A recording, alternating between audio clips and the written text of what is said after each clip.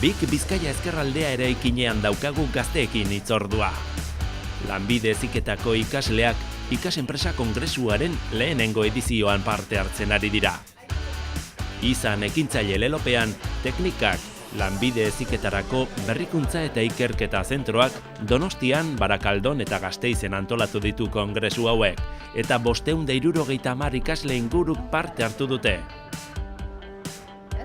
Lanbide heziketako ikastetxe eta lanbide arlo ezberdinetako ikasleak dira, baina badute zerbait komunean, ikasenpresa programaren parte dira denak, eta ekintzailetza kultura lantzen ari dira.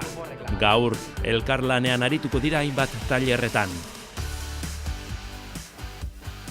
Ikasenpresaren kongresuan gaude, gazte zinguratuta, Pili, igual se nos pega algo, ¿no? Sí, algo sí, seguro. Inge, zer da kongresu hau? Teknika kongresu hauek antolatu ditu gaztei mezu argi bat bidaltzeko, ekintzaile izan. Aurrera egin behar da, hori da. ekintzailetza, kultura emprendedora. Pili, horixe da ikasenpresa programaren bidez gazteen artean sustatu nahi duzuena, ezta? Ikasenpresa, no? Eso es. Programa bat da ziklo guztietan ematen dena, transbertsala da.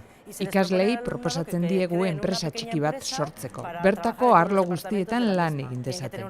Negozio ideia bat izan behar dute. Marketinga eta ikerketa komertziala egin behar dituzte. Produktu zerbitzu erreala ekoitzi behar dute eta ondoren azoka batean ikusgai jarri. Guk funda eganenak dekoratzen dugu. Guk erabaki dugu egurra berziklatzea, orduan palet zarrak hartzen dugu, eta arekin tamaina ezberdinetako kuadroak egiten dugu.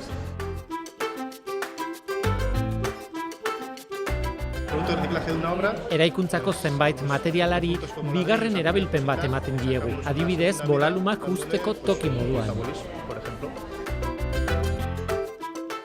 Y eso, bueno, es un ejercicio de clase, pero hori ikasgelako ariketa bat da, baina errealitateari begira egiten duzuena. Eso es. Lan mundutik eskatzen ari dira, hainbat kompetentzietan trebatuta dauden ikasleak. Arlo teknikoaz asko dakitenak, baina kompetentzia transversal batzuk ere badituztenak. Programa honen bidez, lantzeko aukera daukate. Komunikazioa, taldelana, ekimena. Honen arira, gainera gazteek nik galdera bat egiten diot. Zeharkako gaitasun horiek, lan taldea, komunikazioa, eurekin egongo da bizitza osoan zehar. Baina parte teknikoa oraingo munduan hain azkar aldatzen doanez, hori betirako gordeko hori da, dute. euren ezagupen guztia telefono baten egon daiteke edo ordenagailu baten. Orduan, jakin behar dute nola erabili ezagupen hori.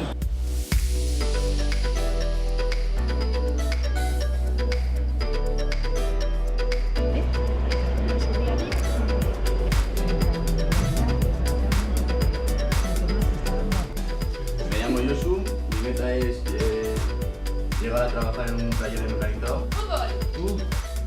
Tiempo. Equipo número 1. ¿Cuál es el porcentaje de conversión de tu página web durante el año pasado? 3, 2, 1. Teamwatcher es una empresa que se basa en un sistema de vigilancia con cámaras. Presentaciones digitales, animaciones, juegos también. Una empresa que se dedica a reparar ordenadores. Muchas gracias.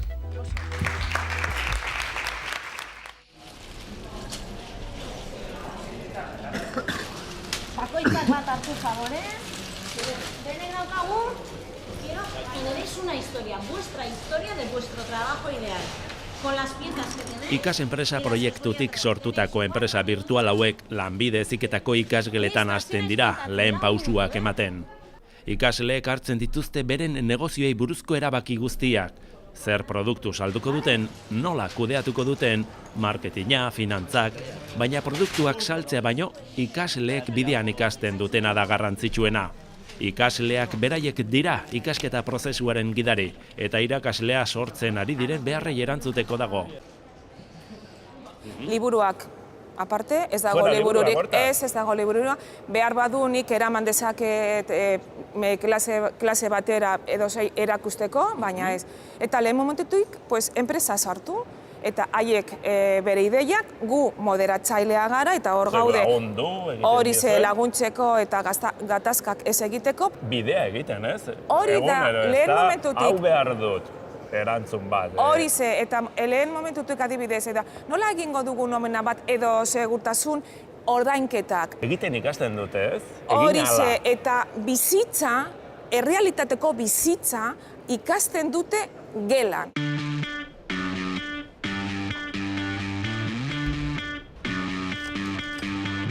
Ikasgeletan sortzen diren eskola enpresa horiek ordea, kasu batzuetan, pausu bat gehiago ematen dute, eta merkatura salto egiten dute.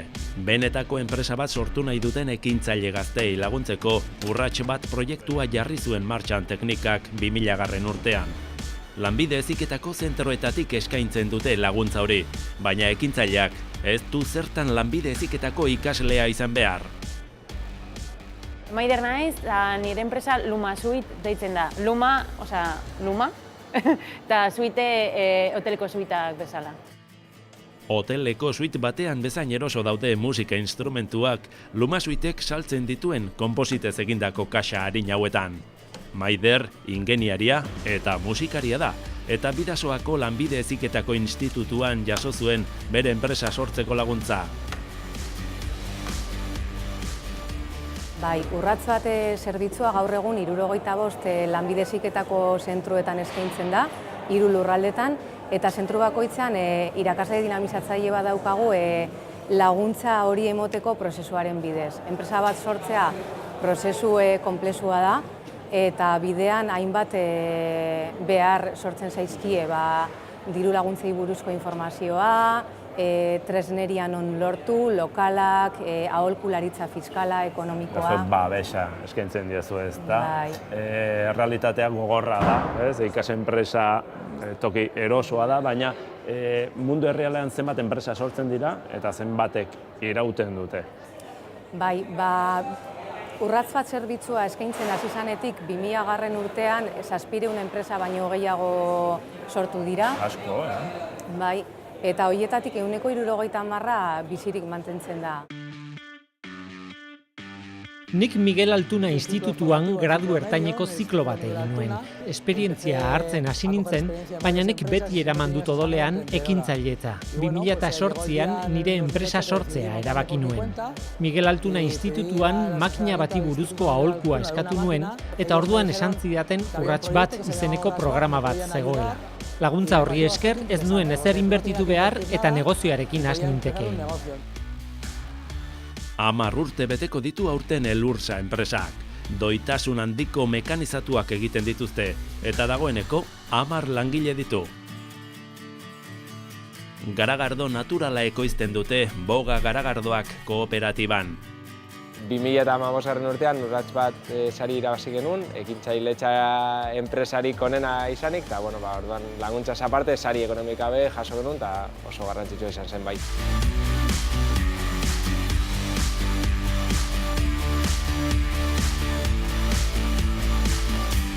Ikas enpresa proiektuaren hurrengo erronka, gainontzeko ikasgaietako irakasleak ekintzailetzan trebatzea da, lanbide heziketan ekosistema ekintzaile eta berritzaile bat sortzeko.